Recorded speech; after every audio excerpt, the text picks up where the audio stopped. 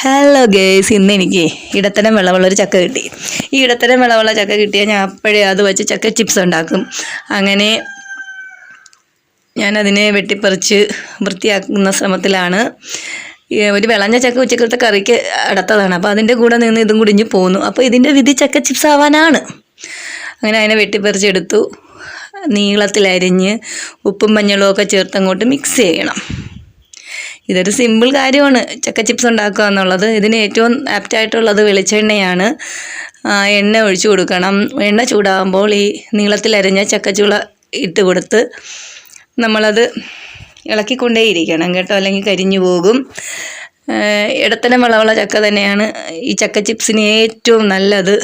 നല്ല ക്രിസ്പി ആയിട്ട് കിട്ടും. പക്ഷേ വിളഞ്ഞു പോയി കഴിഞ്ഞാൽ ഇത്രയും ക്രിസ്പി ആയിട്ട് കിട്ടത്തില്ല. ഇത്ര നല്ല പരുവത്തിൽ കിട്ടണമെങ്കിൽ ഇടത്തരം വിളവുള്ള ചക്ക തന്നെയാണ് നല്ലത്. ഞാൻ നല്ല വിളഞ്ഞ ചക്ക വെച്ചും ചിപ്സ് ഉണ്ടാക്കി